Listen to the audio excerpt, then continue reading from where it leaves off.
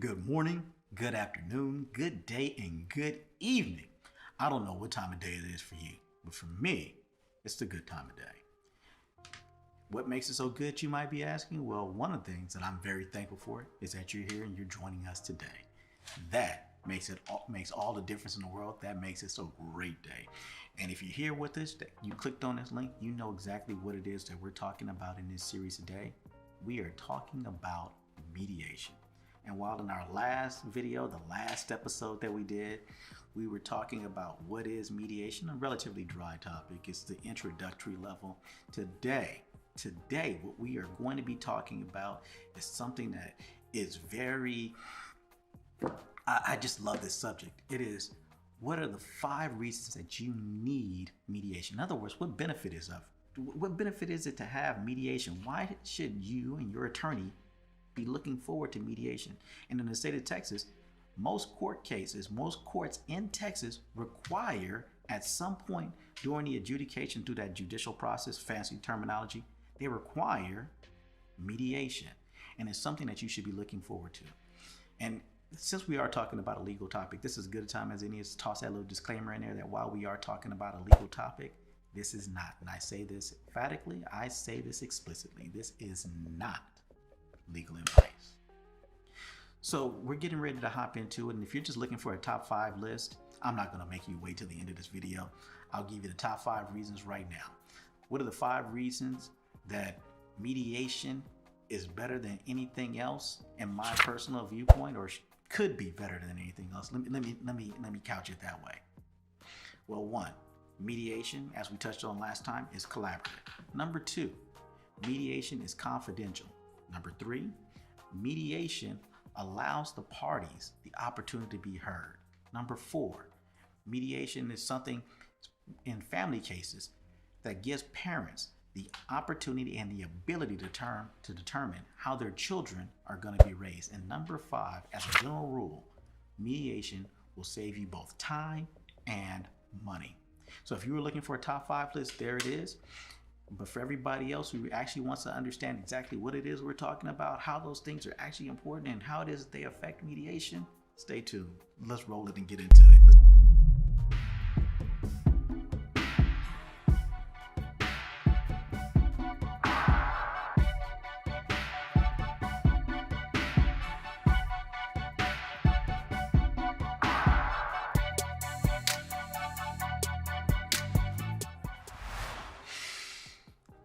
So I'm back, and I am so glad that you're back.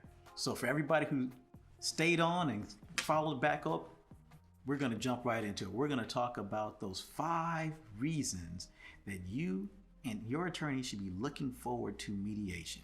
And like I said, here in Texas, most courts, the majority of courts here, require at some point that you and the other party try to resolve the issue through some form of ADR, normally through mediation. So let's jump into it. We talked about it being collaborative, confidential, blah, blah, blah. How is it collaborative? What does that even mean, right? Well, we can analogize or talk about it this way. If you were to go through the court system and you were to get a judgment at the end, that's the fancy word of saying that you get a decision from a judge or a jury, and you get that judgment at the end. Or if you were to go through another form of ADR, like say arbitration, and you get an award at the end. Different language that pretty much means the same thing. It means that someone else made a decision and shoved a decision down your throat. That's what that means. Whereas with mediation, it's a collaborative process where you and the other party get together, go over all the issues that are important to both you and to them, and come to a decision or an agreement between the two of you on what you're going to settle for. And that's important. It's not someone else deciding, someone shoving it down your throat. It is, you have now looked at it, you've decided based off, these are the issues that are important to me. The other party does the same thing for their side. And while it might not be something that you love, absolutely, it's something that most people can normally deal and live with. And that's very important in that sense. The second point that I was touching on or talking about earlier is that mediation is confidential. What does that mean? Why is that important? Well, if you go through the adjudicative process, that fancy word again, saying you're going all the way through and you're getting a decision from a judge or a jury, you go through the process, you get towards the end, everything that you guys talked about, everything that's on the record is public record. All their dirty laundry gets to come out in the wash, but so does yours. All of your dirty laundry is now also out in the wash. Everybody, you've aired out all your dirty laundry, and everybody can go through and they can take a look and see what happened in the proceedings, what documents were, and they can now bring all that up, and now all of your business is out in the street. With mediation, that doesn't happen. It's a confidential proceeding. Everything that comes up, everything that's discussed stays in mediation, like those old Vegas commercials. What goes on in mediation stays in mediation. That is huge. As a matter of fact, by law, the mediator's notes, as a general rule, cannot come up in any of the court proceedings if you're not able to get to a mediated settlement agreement.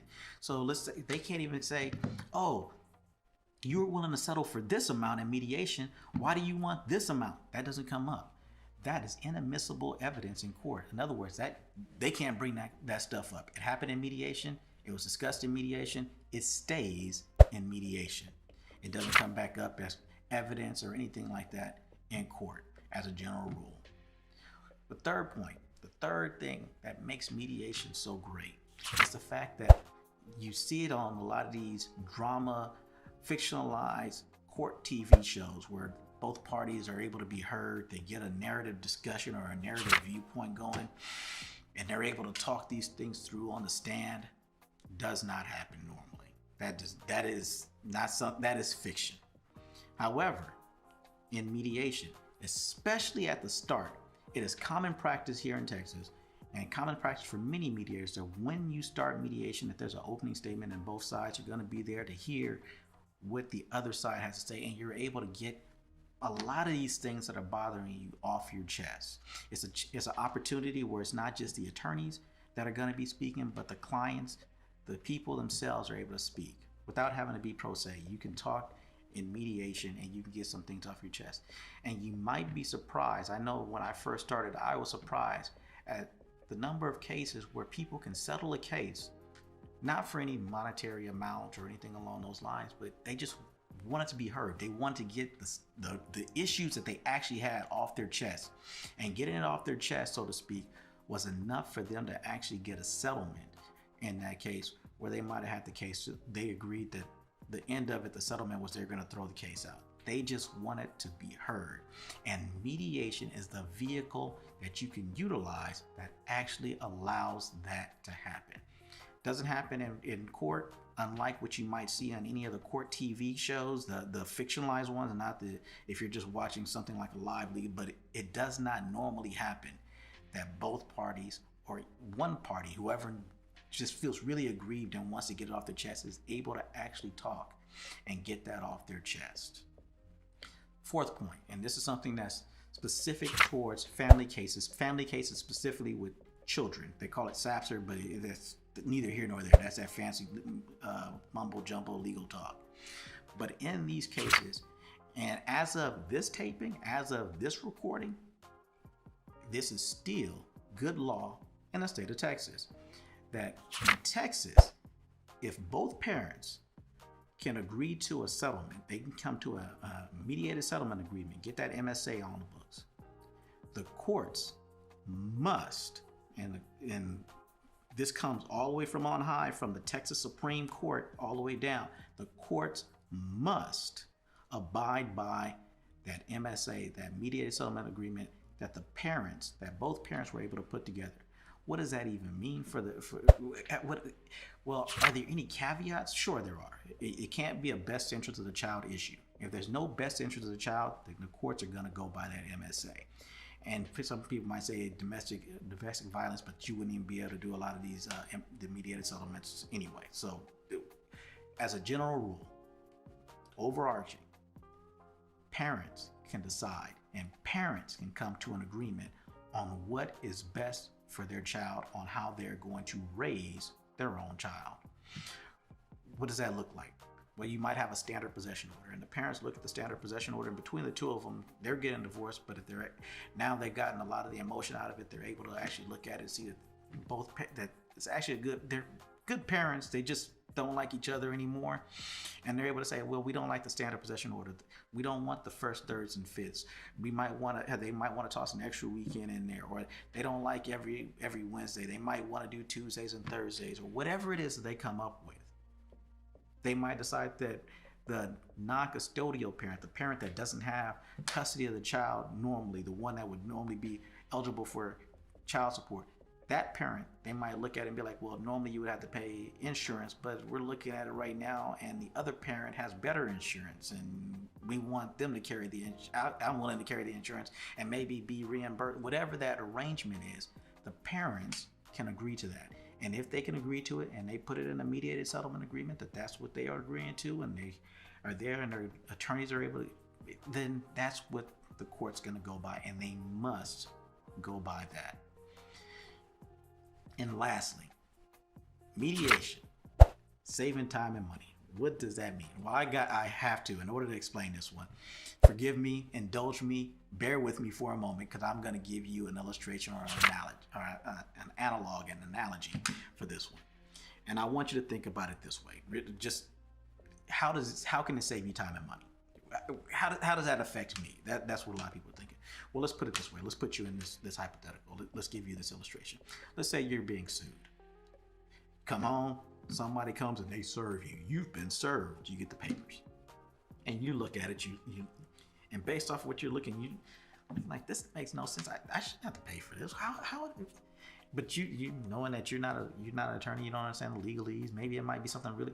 You take it to an attorney, and the attorney looks at it, and the attorney pretty much tells you the same thing. Yeah, no such thing as a short thing, but this is as close as you're gonna get. Yeah, you should know them anything. I don't understand where this lawsuit is coming from. So now, your attorney talking to their attorney, and they're going back and forth between the two attorneys, discussing this issue, this legal issue, this suit between the two parties. And they go through all the different legal processes to the point where now they're at the point of mediation. Everybody kind of knows where they're at. They get to mediation. And for some reason, even if the other side their attorney told them, you really don't have a case, you don't have a leg to stand on. For some reason, I don't know why, but normally when they get in the room together, everybody gets in the room and they hear it not just from their own attorney, but they hear the other attorney pushing back and talking about why it is that they don't have a case legally. All of a sudden, sometimes that light bulb clicks and it's like, I don't have a case, I don't have a leg to stand on here, I don't know. But they've decided, because they've already been in this far, they're not going away with nothing. And after tens of thousands of dollars that they're looking at as far as the suit, they realize they're probably not going to get anything, and they go, okay, well, I'm not going to walk away with nothing. At the very least, what I'm looking at is that you need to pay me at least $1,000. That's what they want to walk away, just to make this go away. Maybe they might have had some it didn't go too far. There's not a whole lot of attorney fees or whatever the reason is. $1,000 is the only thing that it'll take for this case to go away. And you're looking like, I don't owe you $1,000 on principle. No, I'll see you in court. And your attorney, you guys are in a separate room from the other side, and they look at you and they go like, look, not so fast. Love your energy, but not so fast. Listen. As your attorney, I have a duty to you. And the duty that I have to you in talking to you about this situation is this. This is a good deal. Might not seem like it, and it sickens me to tell you that you should have to pay them anything, but let me put it to you this way. Let me give you two scenarios as your attorney. Scenario one, we get the best possible outcome. Best possible outcome, right? Best possible outcome is from now to the time we get a court date, because right now we don't even have a court date. We have no idea how long this is going to last. And since the court hasn't set a hearing date, that's what's another fancy term for a court date. Since the court hasn't set a court date for us, which is normally about 3 months out, we got to wait at least 3 months for this to go there. And let's say that you and I, we go radio silent, and not only do we go radio silent, The other side goes radio silent, and I don't have to talk to them, which means that if nobody's talking to each other as your attorney, that means the clock's not running. Clock's not running means your money's not running. Great scenario for you. We get to court on the day that we're on the docket. They call a docket. We get there. Clock is running, which means that the $350 or whatever that you're paying your attorney per hour is now running. And let's say it only takes a few hours. They present their case. They give all of their evidence. You present your case. You give all your evidence. There's not even a jury there. We didn't have to do no voir dire, calling a jury and do it. None of that had to happen, right? None of that legal, none of that mumbo jumbo had to happen. And now we're in a situation where the judge looks at the information, looks at the evidence, looks at what both sides have presented, and he says the same thing that you said. You're right. He submits a judgment for you. You don't have to pay them anything. That's great, but yet and still, you're gonna pay me over $1,000 by the time it's all said and done from just that one day in court. Or you don't have to wait 3 months. You can pay them $1,000 right now, and it's done. We're done today. Court fees stop. All of the fees stop. Attorney fees essentially stop. Everything is done. We file the paperwork to court. You're done for $1,000, which is less than what you'll pay me. Now, as your attorney, I'll be more than happy to take your money. I got country club dues. My kids are going through college. I have one kid that's in braces. That dentist bill is not cheap. I would love to take your money, but the duty I have to you is to tell you that the other option we were going to talk about is you take the settlement. You take the settlement for $1,000. You pay them $1,000, and everything goes away. That, my friends, is how mediation can save you both time and money. As a general rule, those are the 5 really important reasons why you not only need mediation, but that you should be looking forward to and asking and inquiring about, when do we get to mediation with your attorney, or talking to the court if you're pro se and say in the JP courts on why you want mediation.